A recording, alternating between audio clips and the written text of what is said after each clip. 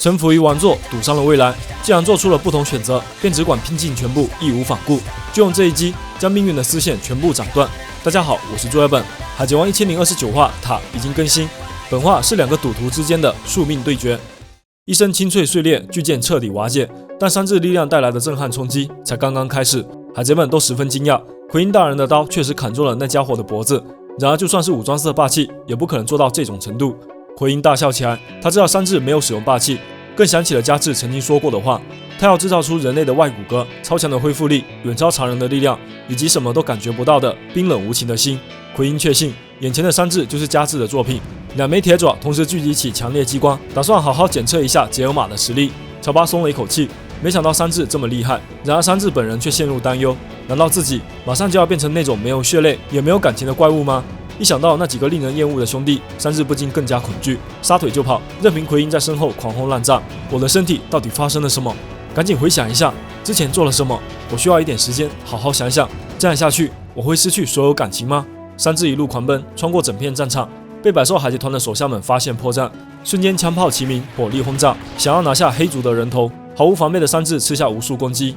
正当海贼们窃喜时，三质一个扭头，竟然毫发无伤。喂，很痛啊，混蛋！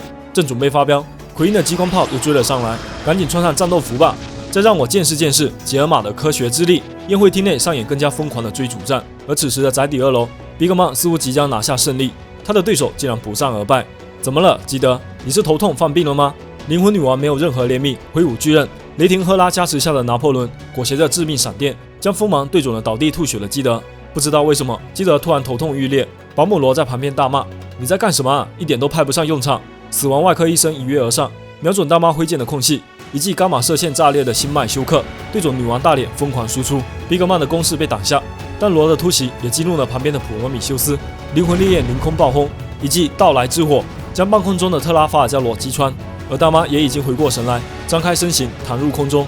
基德只觉得头顶一股强烈杀意，刹那间灵魂女王的凌空一斩以尽值劈裂。这一记妈妈击袭是天雷闪电与巨人斩击完美融合的最强绝唱。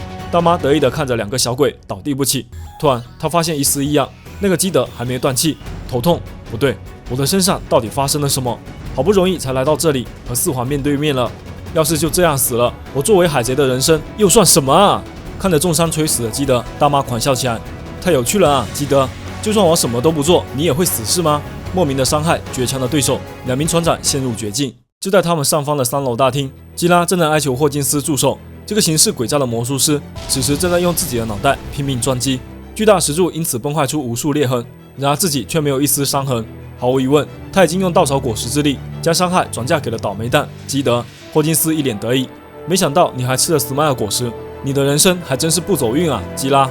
基拉苦笑着请求霍金斯助手。就在废墟之中，基德海贼团已经将霍金斯团团包围，然而基拉却阻止了伙伴们的进攻。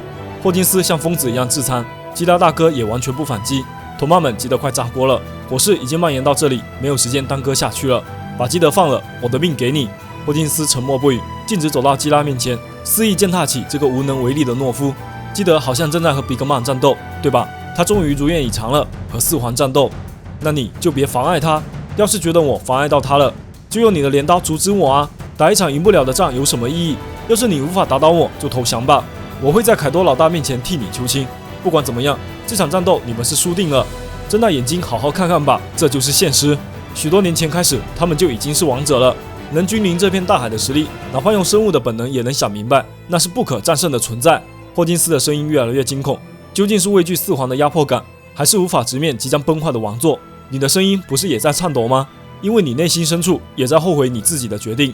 在你死去后的未来，我们还会活得好好的。霍金斯不禁想起了当时凯多说的，成为我的部下就放你一条生路。他已经做出了选择，走上了凯多给出的道路，事到如今已无法回头了。你们很快会为选择那个未来而后悔的，那我也用不留遗憾的方式送你上路吧。我已经决定赌一把了，虽然不知道接下来会发生什么，我有2个问题要问你。第一个，如果你受到了伤害，没有地方可以转移，会怎么样？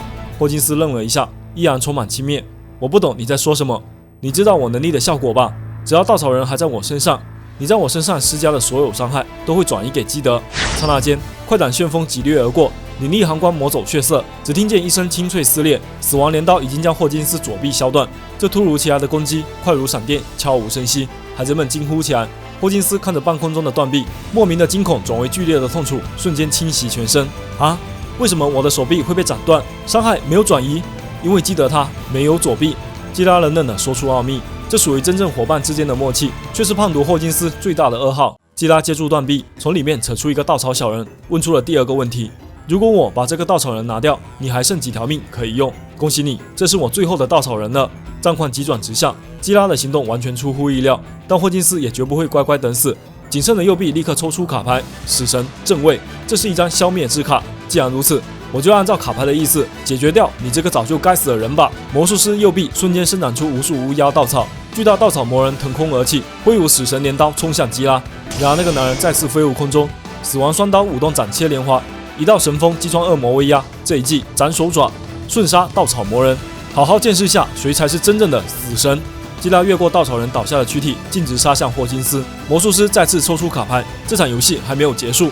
稻草人偶是不会死的，只要遵从卡牌的意志就能复活。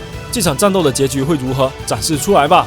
塔，无可挽回的命运，即将崩溃的未来。霍金斯已经预见了终结。刹那间，基拉的飞镰已挥出了断一击，无双阴刃斩破宿命，死神裁决打破枷锁，将那扰乱新时代前进步伐的烦躁音符全部清除。